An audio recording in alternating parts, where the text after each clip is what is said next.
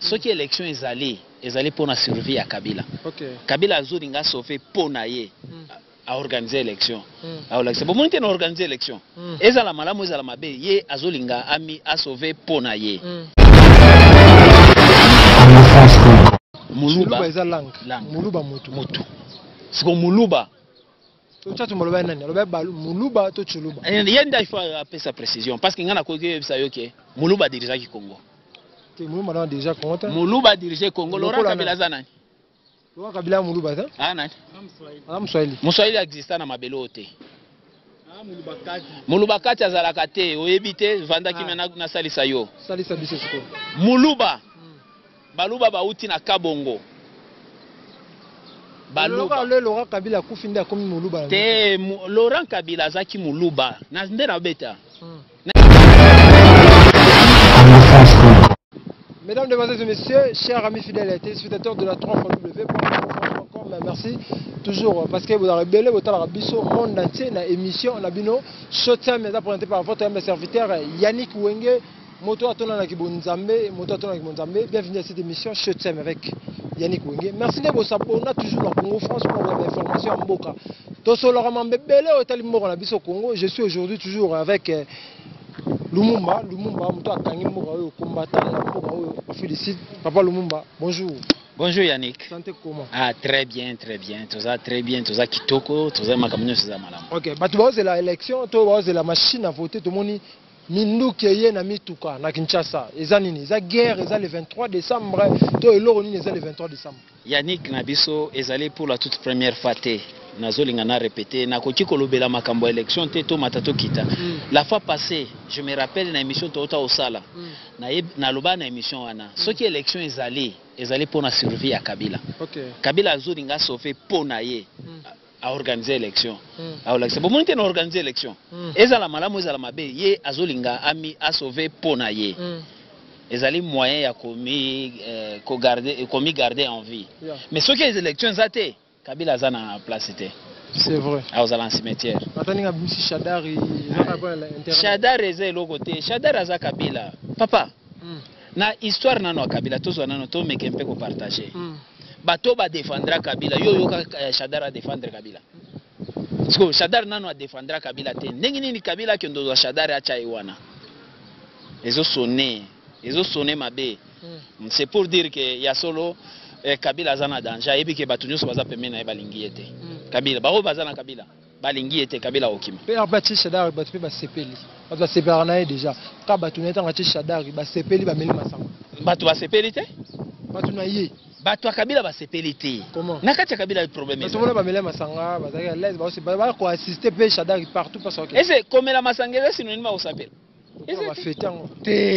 comme la masangisa synonyme au sepela te bino bo kyoza la fête ngape na fête na meli masanga menga na pasi ndebo ezali batu ba sepeli te Kabila emo kwa ibi Kabila za reconnaissant que ce qui to sali élection to kei nga Kabila na ko vivre mais ce qui élection ça te Kabila ozala te azala invité. Merci beaucoup tout ça non analyse ngana to solo la na kati émission oyo tout le monde Félix Tshisekedi alobi élection avec machine ou sans machine à voter toko kene l'élection kaka ba combattre belé ba te belé ba tomoki ba fingi Félix pe ba fingi IDPS yo réaction na yo ezani ni ndenge Félix aloba ibo ah bon nga personnellement na koki un peu ko faire signifier ba peuple congolais toza beaucoup agité ba sentiments za mingi na ba esprit tibale za makasi penza de part et d'autre ce qui Félix denge bato bazofinga ye soki eza pona stratégie denge ezali wana bato bakala mais soki eza pona stratégie te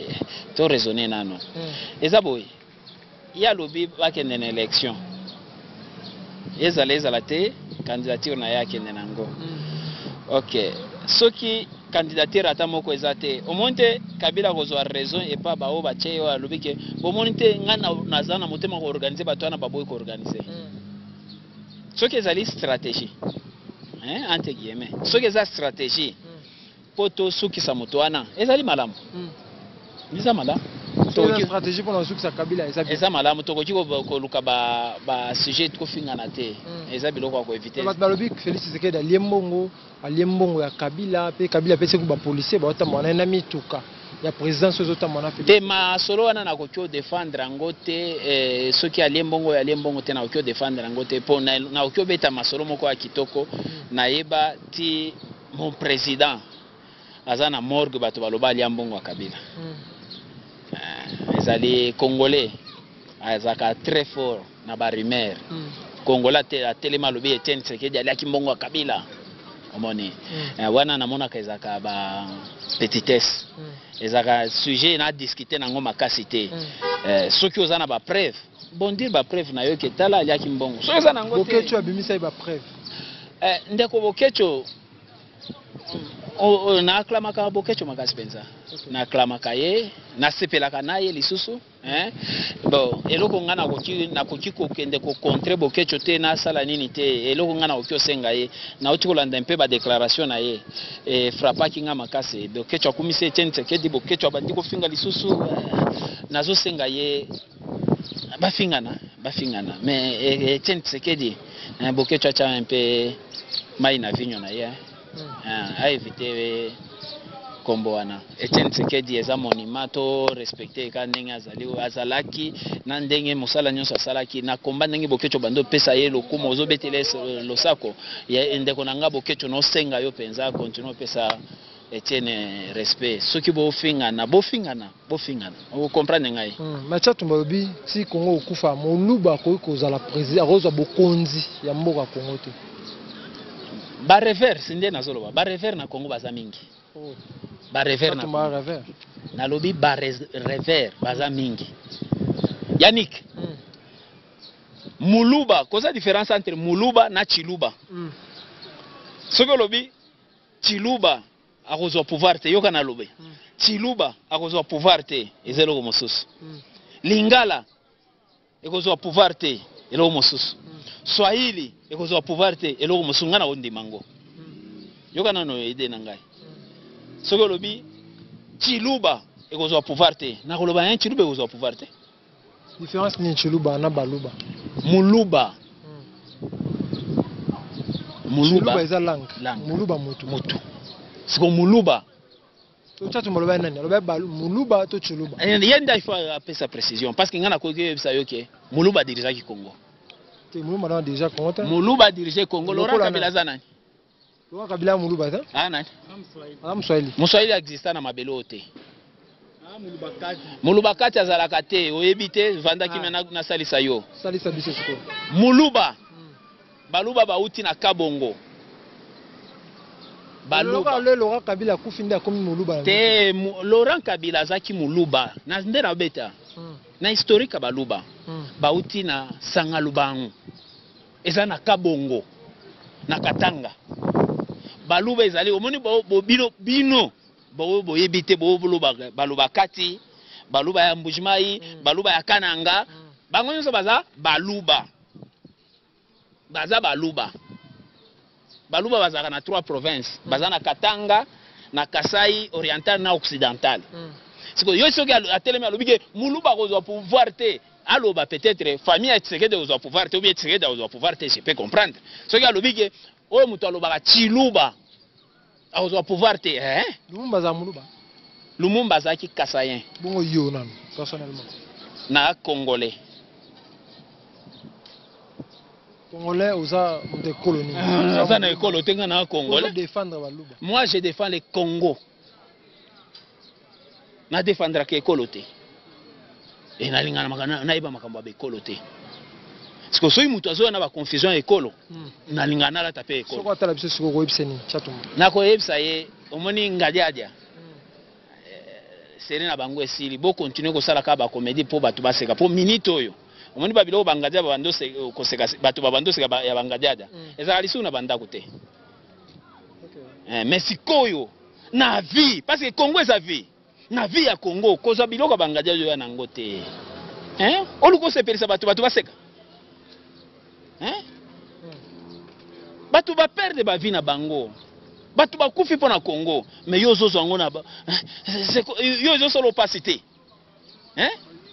pozo ya bambala poto yo moni ye blague osakana na ba vie batu oteniro lo bake Muluba komi na ba combat moko inutile ba combat on ezo contribuer na eloko te biso toza génération déjà perdue tokoki pousser bana na biso bazala lisusu perdu te Yannick ngana ondenge tozali awa bano toboti bakobeta masolo ya Kongo ndenge biso tokobeta yango te mpo bayebi yango te intéressé bango te